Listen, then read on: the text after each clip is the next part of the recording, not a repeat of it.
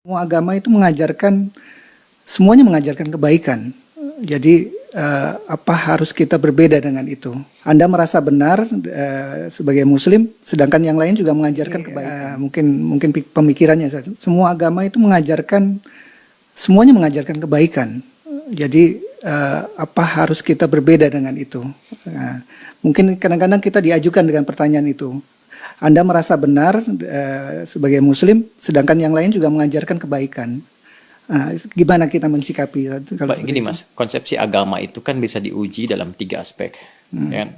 Satu aspek ketuhanan, teologinya.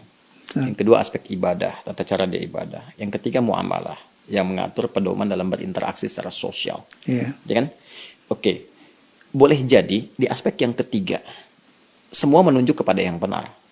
Mengajarkan interaksi yang benar dengan sesama. Silahkan Anda cek ya. Pasti semua agama mengatakan harus jujur, nggak boleh mencuri, kan? Nggak boleh berzina dan sebagainya. Jadi kalau ada yang membolehkan berzina, menipu dan sebagainya, dipertanyakan konsepsi keagamaannya. Di aspek yang ketiga ini, secara hukum sosial, semua bisa sepakat. Tapi dikatakan agama harus memenuhi unsur 2 lagi. Konsepsi ibadahnya bagaimana? Di agama pasti ada ibadah, karena ibadah itu konsekuensi dari keadaan seorang hamba yang menuhankan sosok Tuhan. Pembuktian dari sifat menuhankan itu adalah ibadah. Harus menyembah Tuhannya. Bagaimana konsepsinya? Caranya bagaimana dia beribadah? Diatur tidak? Cara dia ibadah seperti apa? Ditunaikan kapan? Bagaimana teknisnya? Apa maknanya? Apa hikmahnya? Apa implementasi ibadah itu bagi kehidupan? Di titik ini pasti akan ada perbedaan. Saya sebagai Muslim, ya, dengan saudara-saudari kita sebangsa setanah air dan non-Muslim, konsepsi ibadahnya pasti beda. Ya, saya di Islam. Kenapa saya meyakini Islam misalnya? Karena konsepsi ibadah saya, ya, yang saya jalani dalam Islam, itu menurut saya yang paling sesuai, paling lengkap, paling akurat, paling rasional. Ya, dari sisi sholatnya misalnya, ibadah pokok itu kan sholat. Waktunya jelas diatur. Kapan saya mesti sholat? Panggilannya jelas. Kemudian bagaimana penampilan saya saat akan menunaikan sholat jelas. Apa yang harus saya lakukan sebelum sholat jelas. Sebelum sholat kamu wudhu dulu. Ada langsung firmannya dari Allah, bukan rekayasa manusia, bukan buatan Nabi Muhammad SAW. Kan? Langsung dari Tuhan. Nih, Quran surah ke-5 ayat yang ke-6. Ini cara wudhunya begini, diatur, diterangkan oleh Rasul. Begini prakteknya. Kemudian sebelum sholat kenakan pakaian yang terbaik. Bahkan sejak ada panggilan dari masjid kita dengar. Quran surah ke-7 ayat 31. Ya bani Adam khudzu zinatakum 'inda kulli masjid. Kemudian setelah itu diatur bagaimana cara memulai ibadahnya. Dari mulai takbir pembuka sampai dengan salam. Dijelaskan selain cara, maknanya apa? Kenapa tangannya begini? Kenapa bacaannya ini? Artinya apa? Hikmahnya apa? Lalu kaitan dengan implementasi kehidupannya bagaimana? Apa dampak salat kepada kehidupan? Turun banyak ayat. Inna salata tanha 'anil fahsya'i wal munkar. Quran surah ke-29 ayat ke-45. Nanti salat ada kaitan dengan ketenangan hati, salat kunci kebahagiaan, kesuksesan, dan dibuktikan oleh jejak sejarah. Orang-orang dulu ketika dia sholatnya benar, terjadi itu semua. Nah, ini yang menjadikan kita yakin sebagai Muslim memeluk Islam. Bagi penganut agama lain, punya konsepnya sendiri. Kita nggak bisa paksakan semua sama di titik ini dalam konsep keberagamaan. Apalagi kalau sudah masuk ke konsep teologis, ketuhanan. Ya kan? Nah, untuk menentukan agama ini, ya benar sebagai agama, kan mesti punya konsep ketuhanan. Nah, Islam pun menawarkan kepada kita secara ilmiah dan objektif untuk menguji bagaimana sih standar untuk menetapkan zat itu sebagai Tuhan, ya kan? Apa ukuran-ukurannya? Maka Islam menyampaikan, misalnya di Quran surah ke-42 Asy-Syura ayat yang ke-11, laisa kamitslihi syai' di ujung ayatnya. Ya, sifat Tuhan itu nggak boleh sama dengan selain Tuhan. Ya, harus beda, 100% harus berbeda. Ya, jadi kalau misalnya manusia ini lemah, maka Tuhan mesti lebih kuat.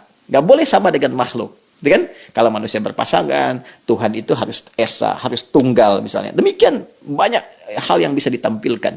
Nah, konsepsi teologi ketuhanan ini setiap agama itu pasti berbeda. Ya kan? Nah, tinggal kita uji. Kan negara memberikan kepada kita hak penuh, merdeka untuk memilih. Dan dahsyatnya, Al-Quran memberikan kesempatan kepada kita itu secara merdeka.